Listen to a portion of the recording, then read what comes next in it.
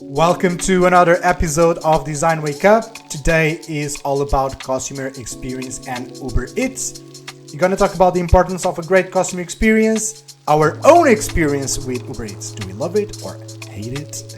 And also, we're going to share some thinking about what companies need to do to know if they are providing high levels of customer experience and if there's room for improvement. We're also going to talk a little bit about Patagonia, and Marco's going to tell us a dirty tale from his days in the laundrette. If you want to support us, don't forget to like and subscribe to our channel.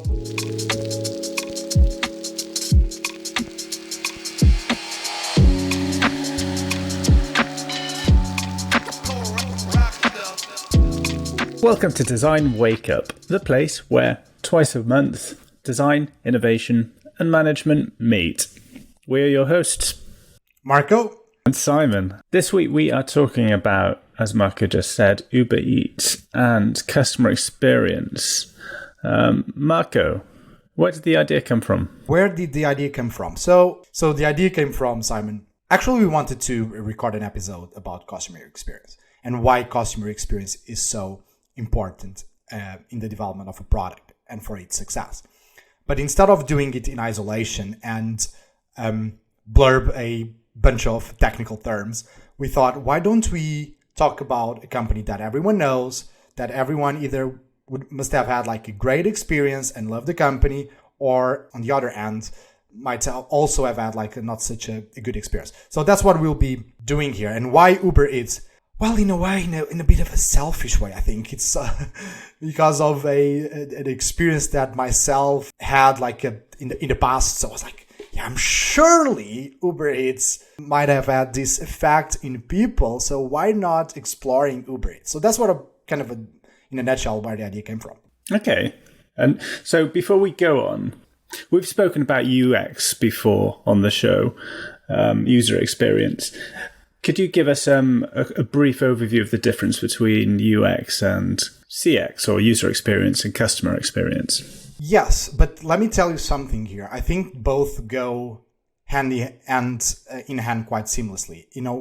Arguably, we can say they can both be the same. What differs is the digital angle that one typically gives when talks about UX, as opposed to customer experience that can either be within a more analog type of environment, digital, or simply hybrid, right? I guess the key thing here is what for me makes a good customer experience, and I'm interested to hear your opinion. But for me, a good customer experience is when someone who wants to achieve a certain objective, regardless of what the objective is, they do it in a complete seamless way throughout the different actions performed across the whole life cycle of the journey in achieving that objective. What I mean is, if I want to, say, for example, buy a certain good from a company, it's not just the moment where I'm buying the goods or the item or whatever that is that matters, is the whole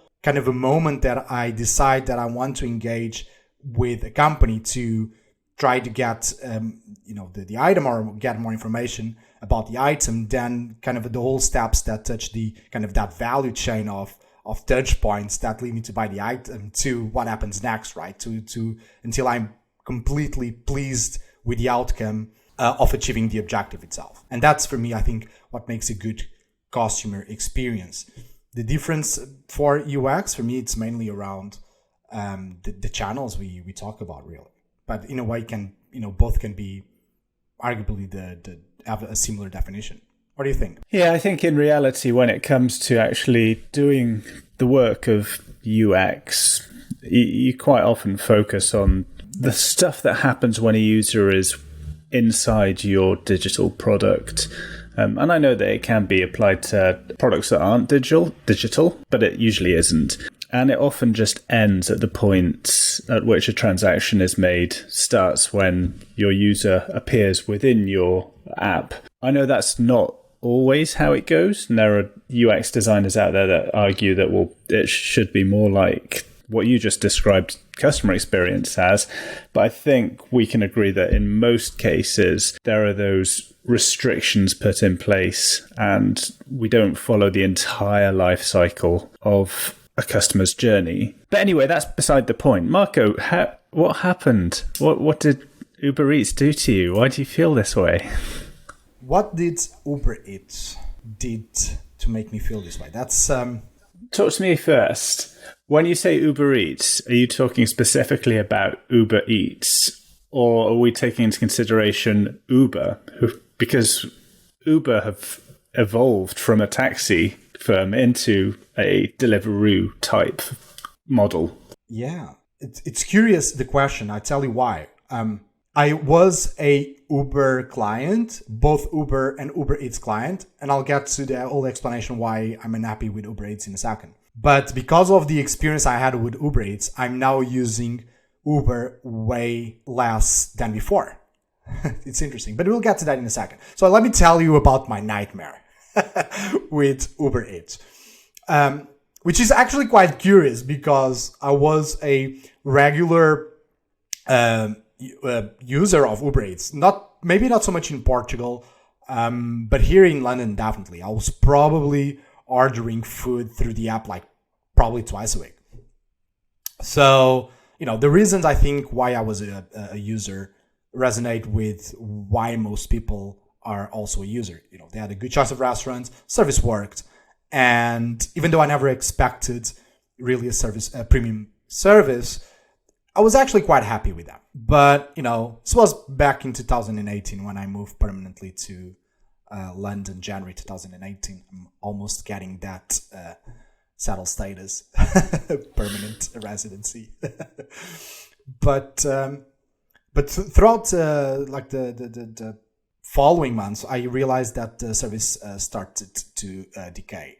And even before COVID, the service started to decay, but it was still kind of bearable. But with COVID, that for me was my tipping point.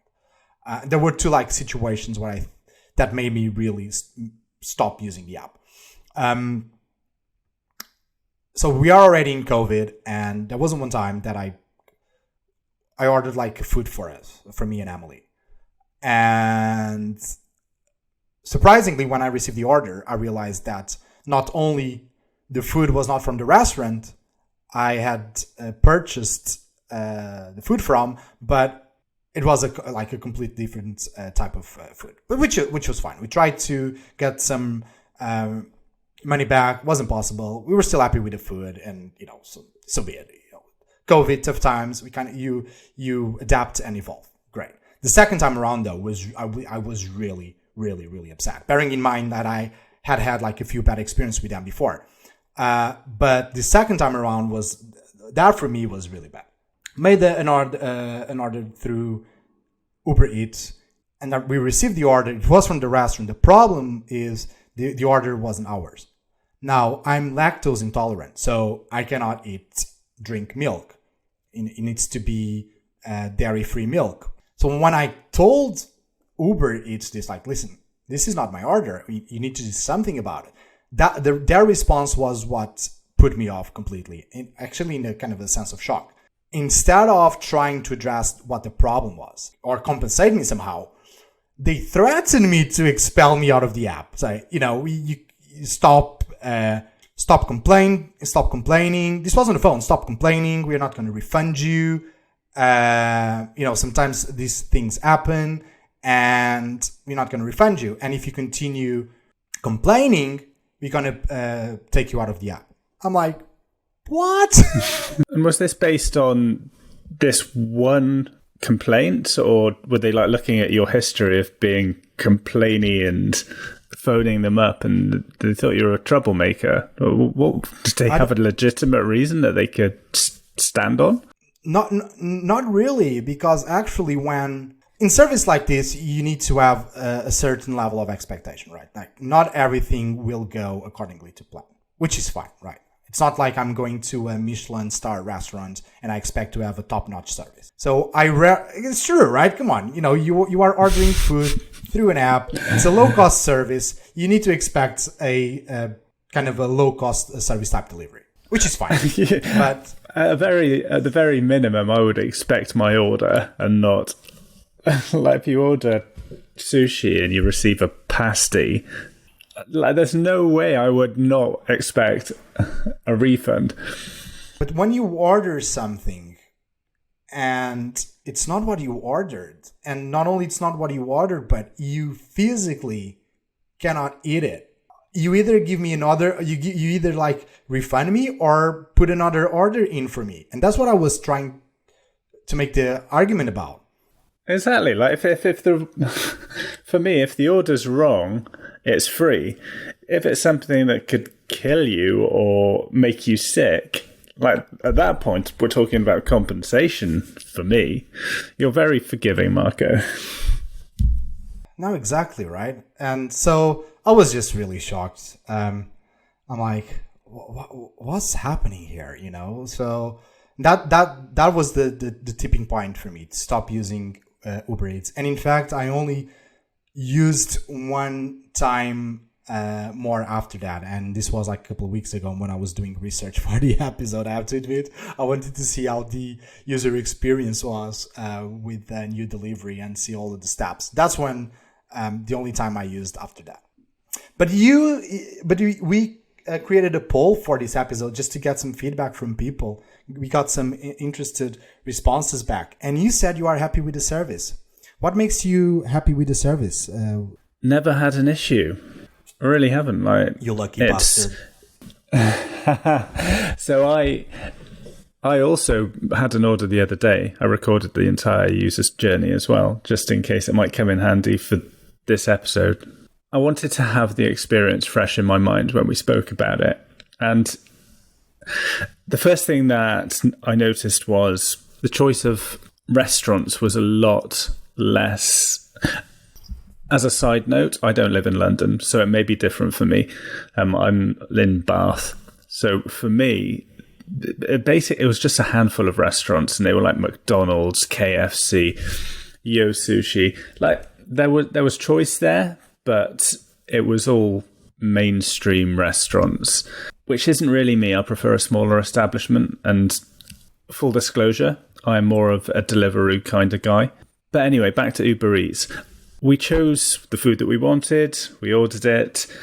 It arrived in a reasonable amount of time. I didn't really keep track of it, but the app kept track of it for me. I found it a little bit weird that you have to give a PIN number to the delivery driver. I don't remember having to do that before. I do like being able to give a rider a tip without having to have cash. It was just fine. It was fine. I have nothing to complain about. But it sounds like for you, the main issue is they arose when something went wrong and you had to get in touch with Uber Eats. Is that maybe the bigger issue here? 100%. But you know what's curious? I'll never use Uber Eats again. They are a company that they will never have me back as a client, because for me, they corrupted one of the principles that I think is sacred, right? That is, you need to look after your users, your clients. And they basically told me, like, we don't want you. We're going to expel you. What does that even mean? I found that whole situation so weird. I'm serious. But it's funny in a way now. My God. But then I start looking at other things that happen in an app. Right? It's like the same thing when you're happy with something and you are in a relationship, and even if there are like a few bits and bobs that you are not so happy with, but the overall you are happy with the relationship, you don't notice those. But when like a big thing happens and you are uncomfortable, you then start noticing the other things. I think that in a way that's what happened, because it's a relationship at the end of the day. But yeah, then one of the things that I started realizing is the lack of transparency they have. Like like kind of a tricking us. Like if you go to the app, in some of the restaurants they charge a zero delivery fee, but when you actually go to the prices of the food in the menu, they charge like £2 or £3 more in some cases than other apps do with the same restaurants. I'm like, seriously, is that how you do business? So I started noticing some other things that put me a bit off even more. Yeah, it's weird, that sort of thing. I noticed that with Prime as well. Like with Amazon Prime, I thought you were paying for free delivery and quick delivery. But I was comparing prices on two laptops when I was logged in on when I wasn't. And I was like, Prime prices are more expensive than non-Prime prices. So in addition to getting the money that I pay them every month for the service, they're charging me more. I don't know how I feel about that. They've got to make money somehow, but it does feel a little bit dishonest. But do you think that in the Amazon Prime situation, is it the responsibility of Amazon Prime, or is it rather the responsibility of the seller? Because there's a difference there, isn't there? Oh, I don't know. I wonder if it's the same thing with Uber Eats. I wonder who chooses the prices.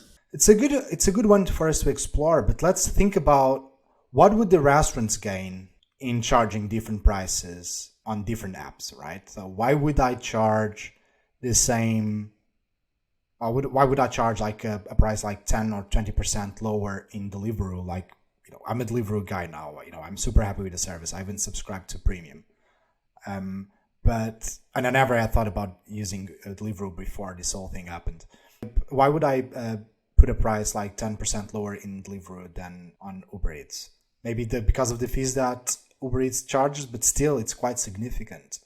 We're talking about like differences of 20% in some cases. I just don't know. I just find the whole thing a bit dodge. So yeah, I don't know. Yeah, I think there are circumstances when a business may be in charge of the prices and they're potentially trying to circumvent fees. I know at work we often get our lunches delivered via Deliveroo, and a couple of weeks back, I won't say which restaurant it was because I'll probably get them in trouble, but we made an order on Deliveroo and they cancelled it and phoned us up. The restaurant cancelled the order and they phoned up our office and said, we saw that you just made a Deliveroo order. There's something wrong with our system, but if you go to our website, we've got an order form there. Could you use that? And they gave us a discount for using their own website. And it becomes clear very quickly that they're just getting the lead from Deliveroo and they're saving themselves money by then trying to funnel us into their own homegrown delivery system. I wonder whether like restaurants, if caught, need to pay like some compensation to Deliveroo or to some other app, because it's a bit unethical, isn't it? A little, yeah. But I think we're going off topic, aren't we? If going back to the customer experience issues here, the one thing that's jumping out at me is that you can imagine the budget that Deliveroo will have for development and UX and product design within their organization. It sounds like they might not have the same level of quality when it comes to their support function. And I think that's kind of a good customer experience setup within your organization is meant to make sure that you've got a layer of quality that's consistent across your organization in all areas. And it sounds like maybe there's an issue here when it comes to Uber Eats and their customer-facing stuff. We can make some assumptions as to why that happens. And, if you look at the timeline when things started to deteriorate a little bit, it was not until like 2018 or 19 that they were very much focused on getting operational profit. And they did with COVID. They've become profitable ever since COVID happened, even though they are losing revenues and profitability. And the market, all the trends seem to show that the delivery market will shrink in the upcoming years. That's quite a good question to ask. Could it be because of a problem in culture, or because they needed to make money fast following new business directives? I don't know, but definitely something that we could start hypothesizing about. I don't know, man, but I'm quite biased about it. No, but it's a good point. Like, even if we are biased, that is something that as a business you need to put safeguards against. One bad user experience may lead to negative press. Like, you have two bad experiences with this company, and now we're recording a podcast that's going to go out to literally tens of people, maybe even 20. In today's era of online reviews and having the ability to share your experiences lightning quick on social media, it's really important to make sure that you offer customers the best experience that you possibly can so that they don't, out of a knee-jerk reaction, go online and damage the reputation of your business. What can companies do to safeguard against this sort of scenario? That's a good question and an amazing point. I think the key premise goes back to whatever you do, you need to evaluate all of the different variations of the customer journey, right? So again, how are you attracting clients? How are you engaging with them? What happens after an action? What happens after a purchase? We need to have that quite well defined. If you are doing that correctly, that's what you would do. And across all of that value chain, understand the different touch points, because the customer experience is not just the process by which the client decides to buy something. It's an ecosystem of things that exist in the relationship between the client and the brand. The perception that the client has of the brand is also important. The values that the brand transmits is also important. I might want to buy a basketball ball. I love basketball. I've played ever since I'm a teenager. But and I have a certain brand that I prefer, mostly because of the values and what they stand for. And that evolved over the years, even though if they might not necessarily have the best products, I don't know, because I've never made the comparison, in a way, because I first related with the brand values, and then because I was always happy with what I bought, I wasn't like too picky into going at the details of seeing what product is best. So I think that's the key important thing to keep in mind. And for me, and I know I'm going back to Uber Eats here, but for me, what was really shocking, and going back to your point in this area where everything is digital, where the customers have the power, in a sense, right, to choose what fits their needs best. I can make a quick search of a brand, of a politician, of whatever. If I have a minimum interest in forming a informed opinion, I'll do some more research, right? It doesn't always happen, but people should do this more often. So, and this happened because of the development of the World Wide Web. For me, what was really surprising was the fact that Uber saw a problem here, used the evolution of technology in the digital world to solve a problem and make that problem an opportunity that solved and helped a lot of people in this case, getting the food faster, access to a bunch of restaurants that they wouldn't probably have otherwise, or at least not as easy. And they kind of forgot those fundamentals, and I don't know, that's what I feel. I mean, other people might have different opinions, and clearly some do, because the results of our the queries that we made prior to the episode show that at least 50% of the people are happy with the service and are using the service. But I don't know, I think they are kind of starting to go through a kind of a path that, for me, as someone who is passionate about the experience behind the development of whatever you develop, it's kind of just kind of wrong. But anyways, let me ask you something back to you now, Simon, because we're talking about here about the things that really matter to make a good customer experience. So I guess the question that we can ask, and perhaps for people that are listening that might be curious about, how can company, business realize if whatever they are doing is providing high levels of customer experience, and to see if they have like space to improve? What kind of things would you measure in order to kind of have that visualization? From a product perspective, the things that you're looking at are things like customer churn, customer engagement. How often do they come back to your product and use it on a regular basis? How engaged are they with your product? You have to take into consideration outside factors such as competitors and landscape. For example, is it a time of year when your target consumer is not consuming the product that you provide? These are all things that you can get data on using product analytics tools and by running surveys, doing net promoter score that sort of thing. But outside of the digital world, it can be really difficult. There are certain aspects that are really tricky to track and measure, and you might need to get a little bit more creative in order to identify areas that need improvement if there's no direct digital metric assigned to them that's easy to measure. I can speak of a personal example before I go there. Let me just touch on one of the things that one of the metrics you talked about, which was customer churn. Like, people tend to be super worried about the customer churn and increase the lifetime value of the client, which is so important.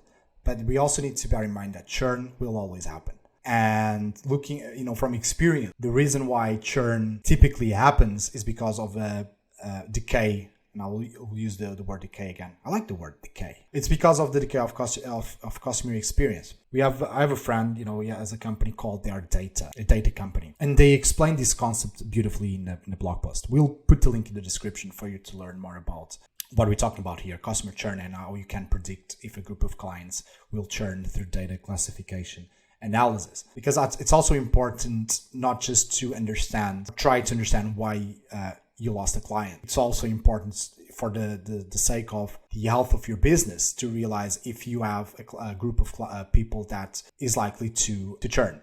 And I think there are different ways you can do it. You talked about the creative side of things.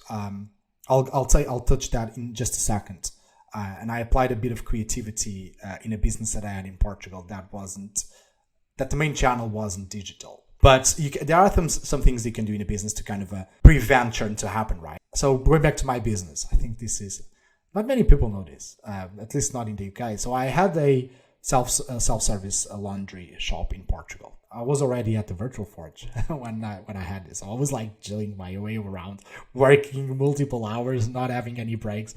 And I realized that I was losing we were losing a bit of revenue, and that was mainly because of customer satisfaction. So I basically went to the shop. I was helping customers, and I wanted to get the feedback from them without making interviews with them, right? Because we're talking about really average people that go to the service, so I didn't want to spook them, but I wanted to create a relationship. So I was just what I was doing is I was laundering my clothes, I was helping them fold the clothes, and at the same time I was asking them, I was having these conversations with them. Oh, so it's been a long time since I saw you. What happened? Is something wrong? So I was kind of using my natural charisma and thinking creatively how I could improve the service, and that actually helped. We kind of launched a few initiatives there, made a few partnerships, and that really helped to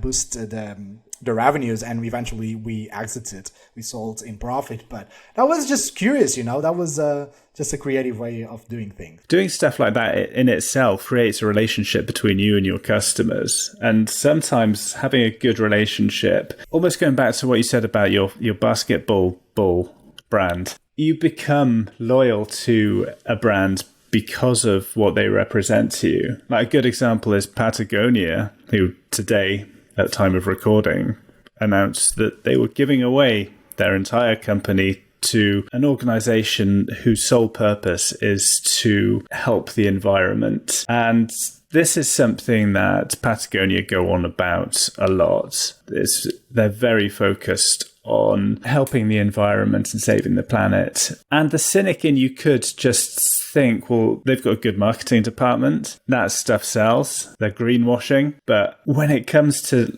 the things that they do as a business, you kind of get the impression that they're not just saying this for the sake of marketing. They actually care. So when they go on about the sustainability of the fillings and the materials that they use in the clothing, when they launch initiatives to help communities that have been impacted by the clothing industry, and then when they go and give away all of their profits to charity, that more than makes up for the fact that their clothes are a lot more expensive than their competitors. I would be willing to pay more for that product just because I know that my money's going to the right place. I agree, Simon, and I couldn't agree more. Actually, I have to admit I wasn't a Patagonia client. I have a couple of jumpers, but I'll definitely start paying much more attention to them now. And I think this might be a good note for us to finish the episode on. Yeah, it was a really interesting conversation. I know we didn't really dig too much into what CX is and how to do it, but I think the subjects that we explore, if these are things that as a business you are interested in, you think may help your business, this is the subject that you need to get your head around. You need customer experience professionals. We touched on data analysis. That's another big thing. Data science is important in making sure that you know what your users are doing. I think potentially that is a subject for a future episode, Marco. Do we know any data scientists? We know a few. I think that's a good angle for us maybe to explore in a future episode. Absolutely. If you are interested in hearing more about that, if you want to know more about CX or data science, you know what to do. Hit that subscribe button. And if you're watching us on YouTube, the bell button will send you a little email every time you get an upload. Plus, like when we see that you've subscribed, it makes us feel warm and fuzzy inside. So please subscribe. Cool. So where can they find us, Simon? Oh, Sam usually does this. You can find us on all of the places. Find us on LinkedIn, Twitter, Instagram. You know how to find people. Just type in Design Wake Up and we'll appear magically. On our website, designwakeup.com, we're going to write a blog about this episode. We're going to try to bring more detail and surface more knowledge about customer experience and what companies need to measure and do in order to deliver great customer experience to their clients. So you'll find the link to the blog as well in the description. But let us know what you think. And we have a LinkedIn profile that has their number of followers growing day by day. So if you're curious to see what we post there, just go to LinkedIn, type Design Wake Up, and you'll find us. And we have something extra new. This is the first time we're talking about it. If you are a Meetup user, head on over to Meetup and type in Design Wake Up. It may only appear if you're in the London area, but like us anyway, because if you ever visit London and you want to meet us in the flesh, we're going to be putting on some events, talks. We may even get you involved in the podcast. We don't know what we're going to do there, but we're going to create something great. Cool. And I think that is it, Simon, isn't it? I think that is. Thank you for listening if you got this far. And we will speak to you in 2 weeks. Before we go, do you want to hear a really funny story of from the time I had the self-service laundry shop? I'll just share it with the world. So, normally I would help people, with the baskets because, if you put a lot of clothes in a basket, it gets really heavy. And there was this lady. I'm so funny. She never came back again, but I'll tell you why. It was so funny. So she was taking the clothes out of the machine. And it was the big machine because she put a lot of clothes inside the machine. And when she was taking it out, I was like, I'm going to help you. And very quickly she responded, no, that's fine. But me, naturally being someone who likes to help others, like, no, I'll do it. And I realized why. So she had dropped on the floor. So when I picked it up and when I looked at it, I was like, oh no. She was so embarrassed. I was so embarrassed. She never came back, needless to say. Oh my God. That's disgusting.